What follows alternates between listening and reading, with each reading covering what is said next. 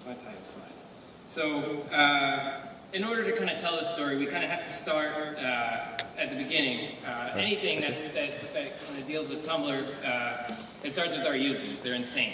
They're so incredibly passionate about the product and their blogs and the posts that they make that, you know, to say that they're passionate is an understatement. So, naturally, changing anything at all on the site, they have a lot to say about it.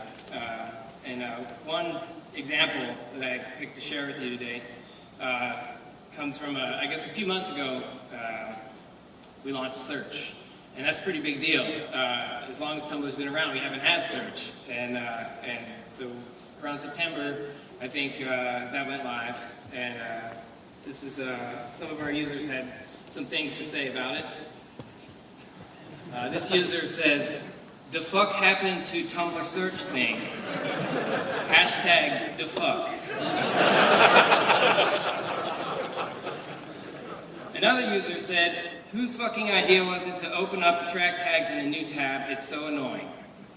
When we launched search, we made the track tags pop to another page because search and tags are kind of similar but kind of different. We wanted to make sure that you're aware of the two things, and this user didn't like that. And lastly, fucking Tumblr, I hate you, stop updating bullshit, this is bullshit. So, anything that we do, huge feature launches, small UI changes, full moons, it's Wednesday at 3 p.m., these kinds of things can just, you know, inspire our users to let us know what they think about that. So, when some of those changes, they introduce bugs, that's bad news. It's bad news for me. If it's 3 a.m., I get a page and I get woken up.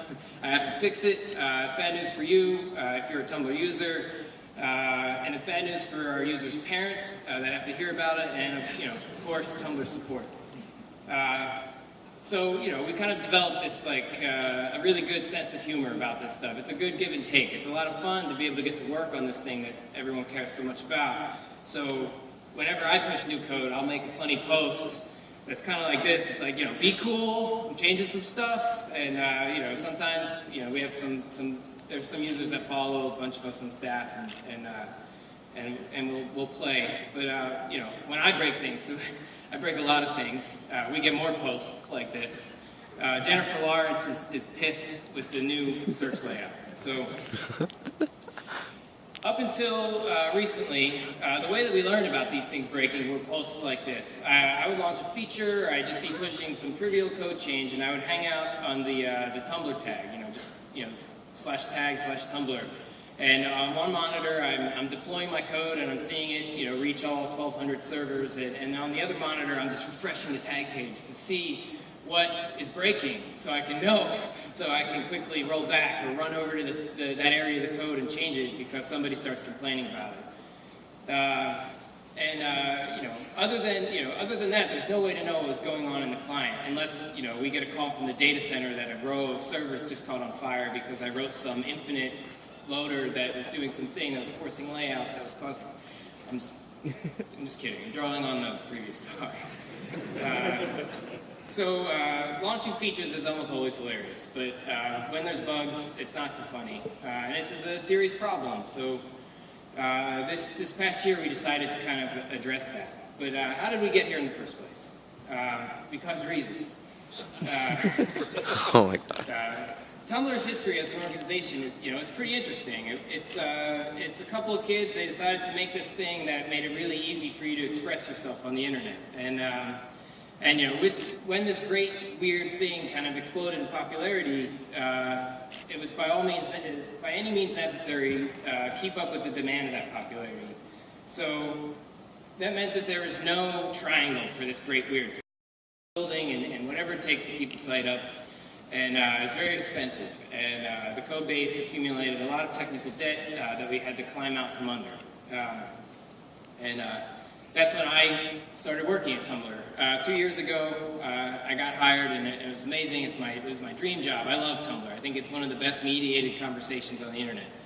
And I was part of engineering as it grew from a handful of folks to, you know, a couple armfuls of folks. I think there's over 100 engineers now.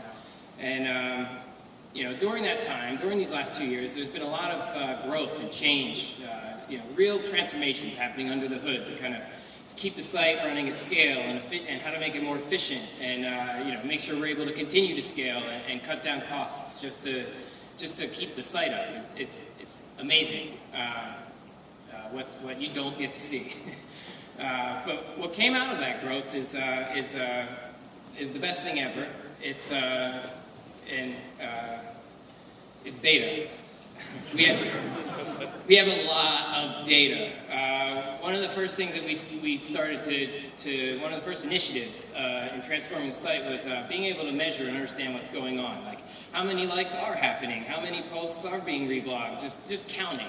Even just counting is a difficult thing to do at our scale. So gaining the ability to surface that information, it's one of the keystones of Tumblr engineering. I could tell you pizzas versus burritos. Which one was most popular yesterday? It was pizza. The day before that, it was pizza. Pizza's always more popular than burritos on Tumblr. But I could also tell you, to a very specific degree, how many of the 16 million emails we sent out yesterday were opened. You'll probably all receive about 10 of them now while I'm giving this talk. We sent a lot of email. And until recently, all this counting and all this data and all this stuff that we could do, it was pretty much relegated to the back end. We didn't really leverage any of these cool services that we had in place for the client, but that's changed this past year. We created a tool that logs all the exceptions that are thrown in JavaScript, and it ships them back to us via Ajax. But the tool doesn't really have a name. It just lives in a file called exceptions.js that gets bundled into a bunch of other files. So for the purposes of this talk, I'm going to call it exceptions.js. So what is it?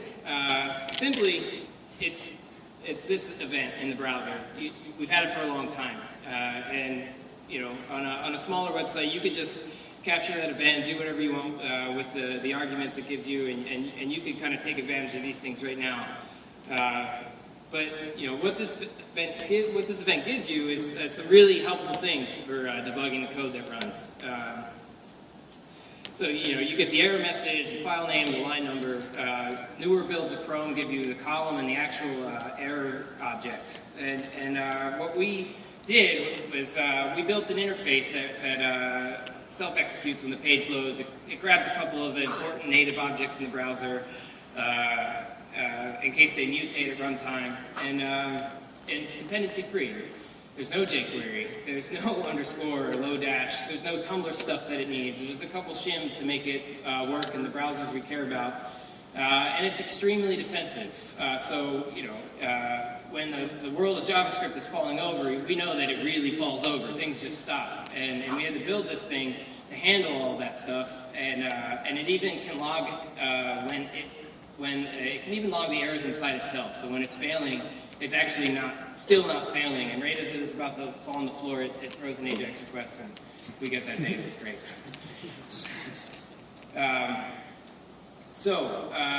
That's a thing in the browser. It's not really that new, but how everything fits together and how it fits together for us is kind of what's interesting. And what it gives us is what's really kind of interesting. So what we did to kind of piece all this stuff together, it looks kind of like this. I'm being intentionally non-specific here because, drawing on the previous talk, agnostic code, how you encode it and how you transport it and what your application's built in don't really matter. For us, we're just JSON encoding an object, and we use a onBefore unload event, and we Ajax that stuff back to our PHP application layer that then splits all this stuff up and sends it to a couple different collection services that we're using. But it could be anything. You could make a query string instead of a JSON encoded object, and you could render it as a pixel bug, and transport is transport. So that sounds awesome. Like that's a pretty easy recipe, but not so fast. as I mentioned, Tumblr at scale, we encounter a lot of different implementation challenges that you might not always encounter, and it's kind of Tumblrisms that made this thing kind of hard to just do and roll out. All right, I'm done. This is great. It works. The major stumbling block for us was getting our headers right. We have a pretty complicated domain structure at Tumblr. You have your blog domains. We have a bunch of different underlying services that have their own domains that are Tumblr, variants of Tumblr or something. And we needed to make sure that the course headers are served correctly so that the JavaScript can execute where it's supposed to execute, and we're not serving the wrong headers to the wrong places. So in addition to that, we also had to, the code base is what it is. So we had to go in and make sure all of our script tags for areas like the dashboard are served with the cross-origin anonymous attributes so that these things all play nicely together. It was interesting. It wasn't my challenge. I'm a front-end developer, but somebody had to take care of this, and it was interesting. It was difficult to roll out. So we do all this stuff, and it's shipping us back a bunch of data, and that's great, and it's filling up some hard drive somewhere. But what do you get with this? You get what I'm here to talk about. You get some real-time graphs, and you get some querying. So once you have the data, you can do whatever you want with it. I like to print it out and take it home and put it up on my fridge. Just big, long sheets of errors from the site. It's what gets me up every morning, and I get to go to work, and I get to fix it the next day. But aside from printing them out, at Tumblr, we use several different tools to help us kind of slice up this data into meaningful things. For real-time metrics, we use OpenTSDB, and for querying, we use Scribe, and we search Scribe with Hive. These four graphs. This is OpenTSDB, and they kind of show four different ways of looking at the same data. For real-time, in the upper left-hand quadrant, this is the sum of all of our errors over a 12-hour period. And from 3 a.m. to 6 a.m., something went wrong. And if something went catastrophically wrong, the graph would be at a slightly different scale. I would be woken up. I'd have to fix it. This was just this was a little blip, but for our purposes, it's all right. And the second quadrant, this is split up by browser, and what we learn looking at the second chart is that Firefox is the browser that had the largest problem. But if you notice just below that, there's a little bump in the green, and that's Chrome. The number 3 quadrant, this is broken out by who owns the errors. One of the things that's really helpful for us is knowing where the errors are coming from. Tumblr has a lot of third-party extensions that add and improve and change the way the dashboard works. And those extensions, some of them rely heavily on our code base, and they just extend the things that we have in place. And when we change those things, we can break those extensions, and we'll see our errors spike. And it's really important for us to know if it's us or if it's them. So it was us.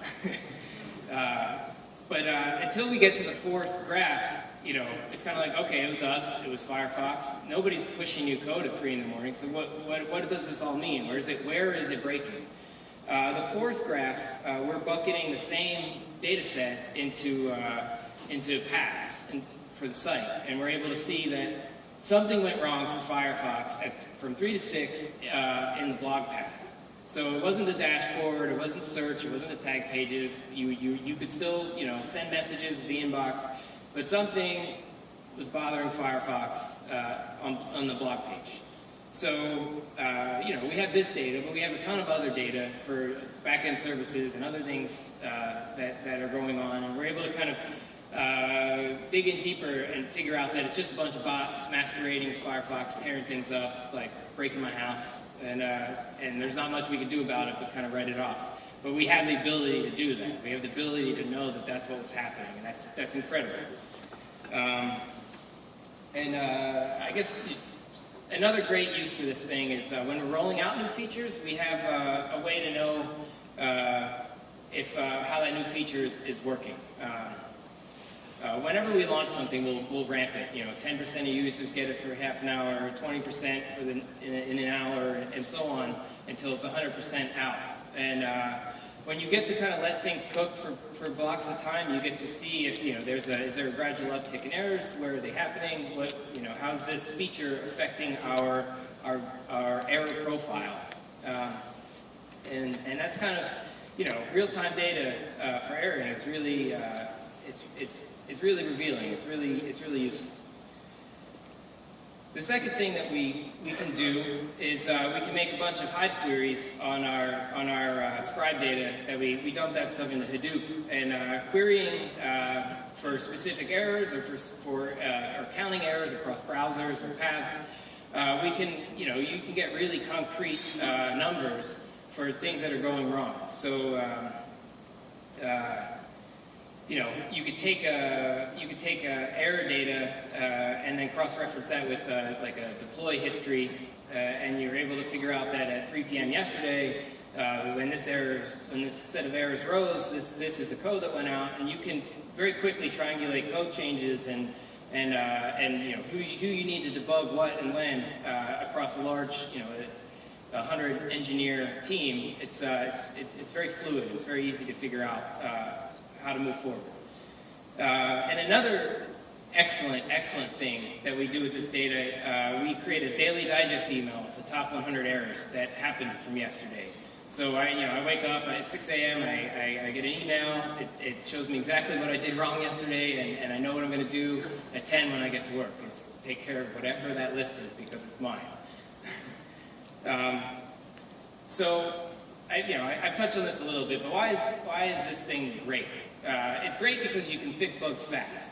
For us, we have to fix the bugs faster than it takes the teenagers to sneak out and get on the train and come to New York and then burn down Tumblr HQ. It lets us know if it's us or if it's them. Third-party extensions, they can be really tricky. We have, the bulk of our errors are from third-party extensions, and until we made this tool, we just thought we were the worst developers in the world. We were like, oh man, look at this, all this code is just so broken, and then we figured out that it was missing E. So, and I said this already as well, but knowing where problems are happening is so essential. By bucketing these things by browser and path, it saves so much time in zeroing in on where these things are going wrong. And how is that not great? It's awesome. So all this stuff came together, as I started with the beginning of my talk with this kind of simple recipe of, you handle the errors and you bundle up your stuff and you ship it off and you're done. But when it hit us when we saw the real-time graphs. It hit us when we were able to actually use this data we were collecting, and this is kind of, it felt like this.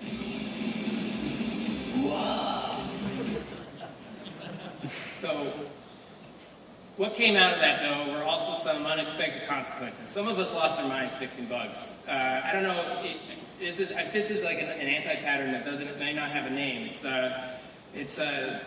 We became obsessed with the bugs because all we wanted to do was have an empty error log, and you start fixing one bug, and then that uncovers two bugs, and you fix those two bugs, and now you got to upgrade a library, and you upgrade a library, and now half your code base is, and we lost our minds. We lost weekends just having fun.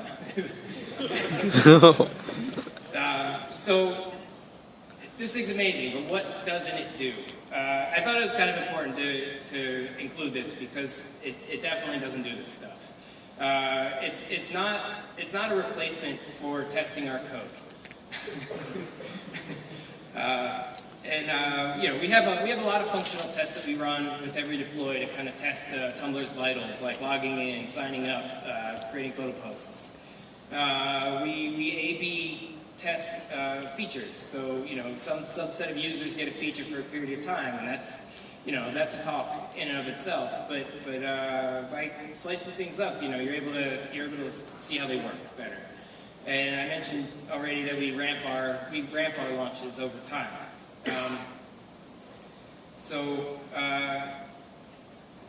At the end of the day, Exceptions.js is just another tool in our tool belt. We're not gonna test every browser on every platform on every device. We know what our target audience is. It's Chrome. It's just Chrome. But having a tool like this, it really lets you build for your target audience without hesitation. You know if it works. I know if it works in IE or not. It kind of does. But when something goes wrong, we know about it, and that's awesome. Thanks.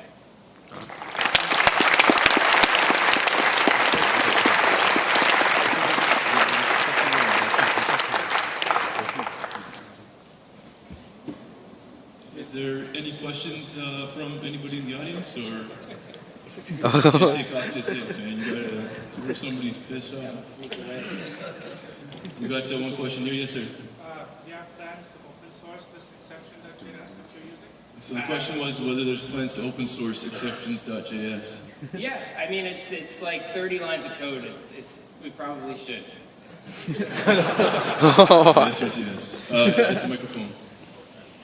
I read some things about growth hacking recently. Would you consider this like a growth hacking technique? Do you have a group of coders who just do A/B testing and that sort of thing in your organization?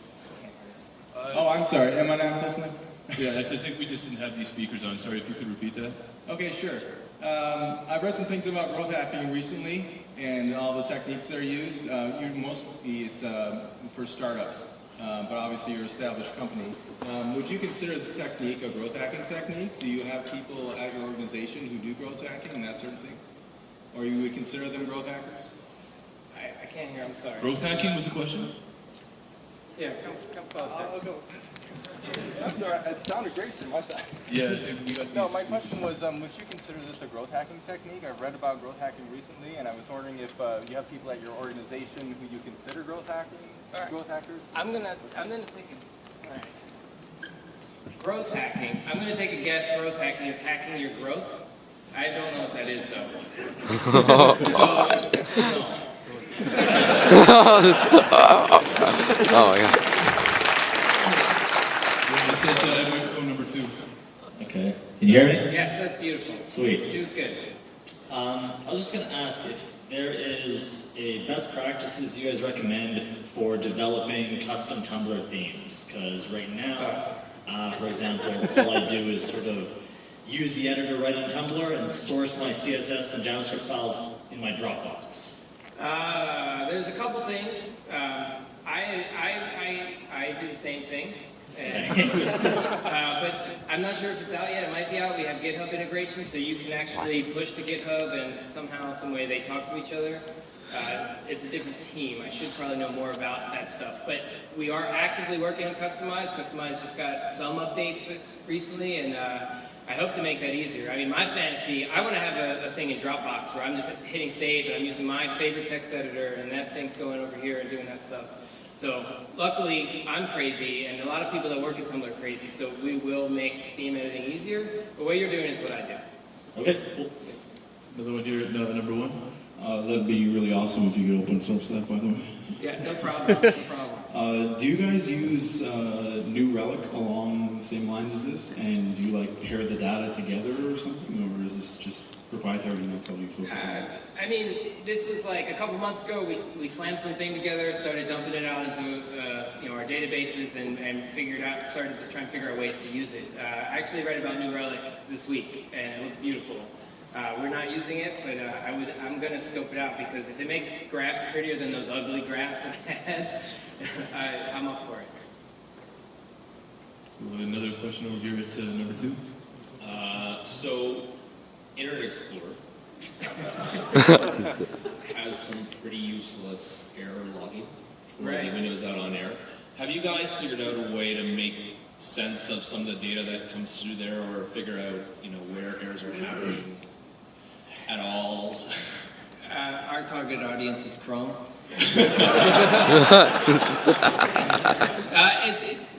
No. You're in the same boat. Yes, go ahead. Just wanted to know if you could explain your rollout process a little bit and how you do that. Sure. How complicated it is or how simple it is?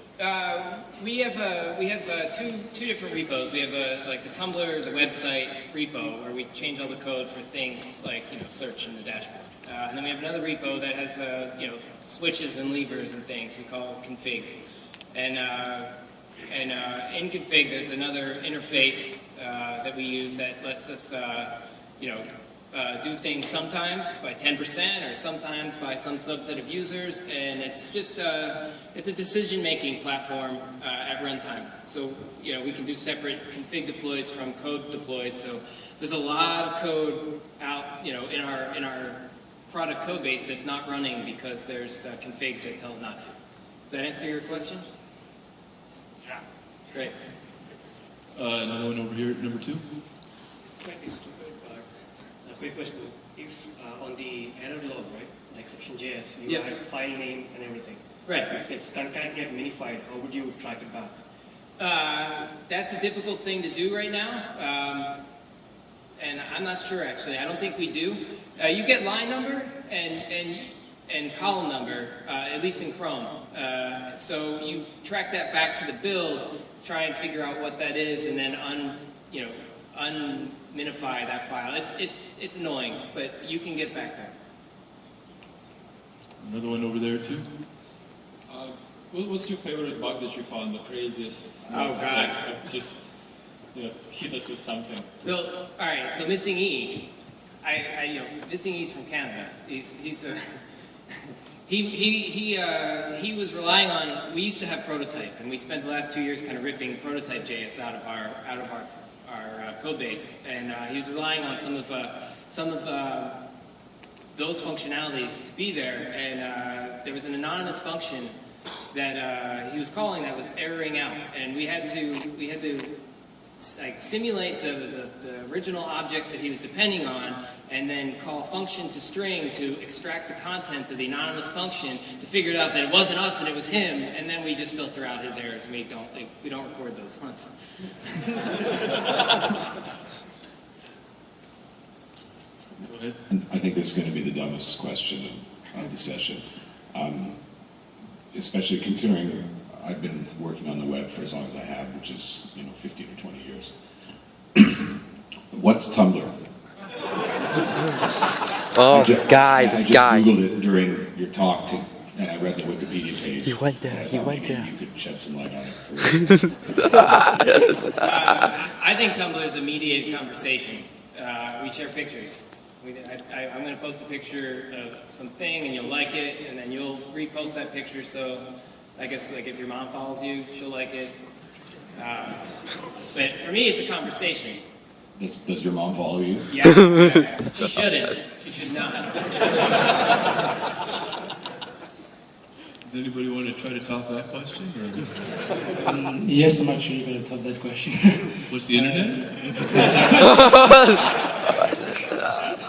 No, actually, I knew about Tumblr, for a long time now, but I've actually never used it. But recently, I had my mother. I'm from Cameroon, so I had my mother, and she wanted to have a blog and everything. So I was like, "Oh, your website is really cool, and I like the interface and everything." But the thing is, she speaks only French. Oh. So I created an account, and I went to the configuration. I found out, okay, there is this option where you put it in French, but I found out that it, or at least in my experience, it doesn't translate. Right. Okay. So I find this very confusing. There's 2 places to set language, and we actually recently redesigned settings. So I don't know how long ago you created your account. I hope it's easier if you go tomorrow. But there's language settings for internally in the blue dashboard, and then there's a language setting if you go to the blog for your external facing blog for the rest of the world. Okay. And they do 2 different things. Okay. Is there any support that we can? Well, I guess I can talk to you later about that. Totally. Too. I'm sure my mom will be happy. Thanks, Thank you. Cool. Let's tie a bow on that. It's good to know that we're making moms happy and everything here at JQuery. I like this song. Johnny, thanks again, man. That was super.